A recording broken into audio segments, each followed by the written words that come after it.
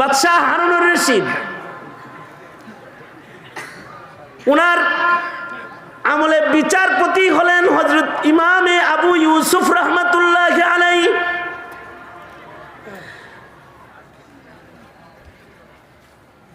কয়েকবার তিনি আদালতে ডাকছেন, হারুনুর রশিদকে কয়েকবার আদালতে ডাকছেন। তার ভেতরে একবার ডাকছেন হলো মামলা দিছে স্বয়ং জুবাইদা নিজে, হারুনুর রশিদের বোঝায় মামলা দিছে। কি মামলা দিছে জানেন? যে বলে যে আমি বাবার বাড়ি বেড়াইতে গেছিলাম, হারুনুর রশিদ আমার বিছানায় দাসী বান্দি নিয়ে ঘুমাইছে। একজনের বিছানায় অনুমতি ছাড়া আর এক মহিলারে নিয়ে শোয়া কি জায়েজ আছে? আপনারা মানে বিচার দিছে আর কি কার কাছে? ইমামে আবু ইউসুফ রহমাতুল্লাহের কাছে বিচার দিছে। কে? হারুনুর রশিদের বউ নিজে, খোদ নিজে। হ্যাঁ, আমি বাবার বাড়ি গেছি আর আমার বিছানায় হারুনুর রশিদ আমার ঘরের ভিতরে অন্য মহিলার সাথে রাত্রি যাপন করছে। বুঝলা কেমনে? কয় আলামত পাইছি। ইমাম আবু ইউসুফ রহমান, কারণ উনিও তো মানে খলিফাতুল মুসলিমিনের বউ, তো খলিফাতুল মুসলিমিন ছোট না, উনিও তো বড় সড়ো একজন খলিফাতুল মুসলিমিন। কারণ ওই দিক থেকে ঠেলা মারলে তো এই খলিফাও শেষ। ইমামে আবু ইউসুফ রাহমাতুল্লাহি আলাইহি বিচারের আদালতে হারুনুর রশিদকে ডেকে পাঠালেন, আসুন আপনার নামে সালিশ হয়েছে। হারুনুর রশিদ চিন্তা করতেছে খলিফাতুল মুসলিমিন কেডা দিল রে বিচারটা, যা দেয় এর বউ বিচার লে। কি বিচার? কি বিচার? আপনি ওই ঘরের ভিতরে ছিলেন, অন্য মহিলা নিয়ে উনি বাবার বাড়ি গেছে, হ্যার ঘরে আপনি অন্য মহিলা নিয়ে থাকলেন। কারোর ঘরে তো বিনা অনুমতিতে ঢোকাই যায় নাই, আর এক বেডি লয়ে ঘুমান। দাসী লয়ে নাকি ঘুমাইছেন। ওনার দাবি হারুনুর রশিদের মাথায় তো আসমান ভেঙে পড়ছে। বাদশাহ হারুনুর রশিদ বলে, হলফ করে বলতেছি খোদার কসম আমি হ্যার ঘরে যাইনি। কেস লাগছে নি? না, খোদার কসম বলতেছি, আলামত আছে, না হয় আপনি ইনকোয়ারি করেন, দেখে আসেন যে যান। আমি ঘর যেভাবে পাইছি আপনি যদি সেইভাবে পান তাহলে আপনিও বলবেন। হ্যাঁ, কেমনে কেমনে? বিছানার ভিতরে মানুষের বীর্য পড়া দেখছি, বিছানার ভিতরে আমার ঘরের ভিতরে কার বীর্য পড়বো? হ্যার বীর্য ছাড়া অন্য কারোর নাপাক পানি পড়বো নাকি? হ্যাঁ, নিশ্চয়ই ছিল। কিন্তু হারুনুর রশিদ কসম করে বলে, খোদার কসম, আল্লাহর কসম, শপথ করে বলছি আমি ওখানে যাই নাই। ইমামে আবু ইউসুফ রাহমাতুল্লাহ আলাইহি এমন চৌকস বিচারপতি ছিলেন, কোনো সাক্ষী নাই, এ পাশেও সাক্ষী নাই, ওই পাশেও সাক্ষী নাই। এ পাশে আলামত দেখাইছে আর ওই পাশ থেকে কসম খাইছে, না আমি যাইনি, ঢুকি নেই। বিচার করতে হবে তো। ইমাম আবু ইউসুফ এই ইনকোয়ারিতে গেলেন ঘর, এবং উনি বিচার করলেন। পেটে ব্যথা করতেছে, কি বিচার করছে শুনবার লেগে? একটু ধীরে।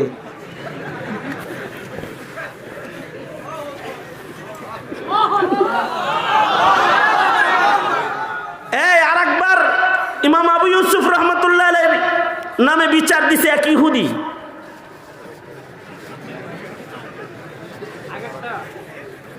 ইমাম আবু ইউসুফের কাছে যে এক ইহুদি বিচার দিছে, বিচার হারুনুর রশিদের ব্যাপারে বিচার।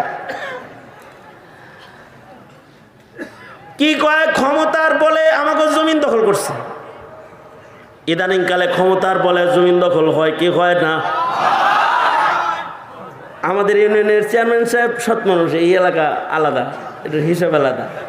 লেখত ভাই আমার দোস্ত মানুষ, বন্ধু মানুষ।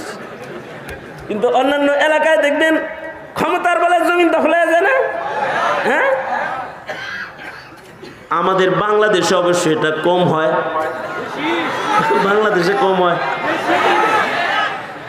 হারুনুর রশিদের ব্যাপারে মামলা হলো যে হারুনুর রশিদ ইহুদির জমিন দখল করছে। মামলাটা হলো এক ইহুদি, সে নকল কাগজ বানাইছে। আমাদের দেশে যেমন বিআরটির কাগজ নকল, দলিলের কাগজ নকল, সব রিসিট নকল, আর বিআরটির কাগজ নকল। আমার গাড়ি হারাইলো না একবার, দেখো গাড়ি পাওয়া গেলে 21 দিন পরে দেখি অরিজিনাল কাগজ একটা রেডি হের গাড়ির ভিতরে। গাড়ি আমার আর এক নামে কাগজ রেডি। পরে চ্যাসিস নাম্বার চেক করে তারপরে বাইর করছে যে এটা আমার ডিবি অফিস। নকল কাগজ বানায় তো নকল কাগজ তখনও হইতো, ইহুদি নকল কাগজ বানায় লাইছে। নকল কাগজ বানায় নিয়া ইমাম আবু ইউসুফকে যা বলে, ইমাম এই যে নেন দেখছেন আমার জমিন দখল আছে হারুনুর রশিদ, কামটা কি ঠিক করছে? খলিফা দেখে এরকম কাম করতে পারে?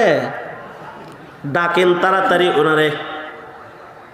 হারুনুর রশিদ আমিরুল মুমিনিন, প্রায় সারা দুনিয়ার 4 ভাগের 3 ভাগের শাসন পরিচালনা করেন যিনি, তারে ডাক্কা লয়ে গেছে হযরত ইমামে আবু ইউসুফ রহমাতুল্লাহ আলাইহি আসামির কাঠগড়ায়। ইমামে আবু ইউসুফ রহমাতুল্লাহ আলাইহি বিচার করলেন। হারুনুর রশিদ এখানেও কসম করলো যে আল্লাহর কসম, এই যে অরিজিনাল দলিল আমার, জায়গা আমার, ও ভুয়া। তো ভুয়া কাগজ আর অরিজিনাল কাগজ, এটাকে হারুনুর রশিদ রহমাতুল্লাহ আলাইহি সঠিকভাবে বিচারটা দিলেন। ভুয়া কাগজ যে আসলে ভুয়া এটা উনি সাব্যস্ত করলেন। ওই সময়ে, সেই সময়ে উনি এত চৌকস, উঙ্গুলির ছাপ চিনতেন। উঙ্গুলির ছাপ, এটা এখন তো মেশিন দিয়ে উঙ্গুলির ছাপ চিনে। আর ইমামে আবু ইউসুফ রহমাতুল্লাহ আলাইহি চোখ দিয়া উঙ্গুলির ছাপ দেখা বুঝা ফেলাইছেন যে এই 2 ছাপে বেজাল আছে। এই ছাপ যার, ওই ছাপ তার না। কারণ ওই সময় কিন্তু মানুষের আকল আরো মজবুত ছিল। বালির উপর দিয়ে মানুষ হেঁটে গেলে পায়ের ছাপ দেখা বুঝতো কে হেঁটে যায়। ইহুদি মিথ্যা সাব্যস্ত হলো, কিন্তু মৃত্যুর আগ মুহূর্তে ইমামে আবু ইউসুফ রহমাতুল্লাহ আলাইহি খুব কাঁদতেছিলেন। একজন এসে বলে, ইমাম তুমি কাঁদো কেন? জীবনে বহুত নেকির কাম করছো, মরণের আগ দিয়ে এত পেরেশান কেন? আমি একদিন হারুনুর রশিদের একটা বিচার করেছিলাম। বিচারটা আমি ইনসাফের সাথে করেছি বটে, কিন্তু বাদশাহ হারুন যখন আসামির কাঠগড়ায় প্রবেশ করেছে তখন সরকারি লোকজনে সম্মান করে তাকে বসার জন্য চেয়ার দিয়ে দিছে। আর হারুনুর রশিদ বইসা পড়ছে। একজন আসামি দাঁড়ানো ছিল আর একজন আসামি বসা ছিল। সে বাদশা বিধায় তার বসার চেয়ারটা তার সম্মানে আমি সরাই নাই।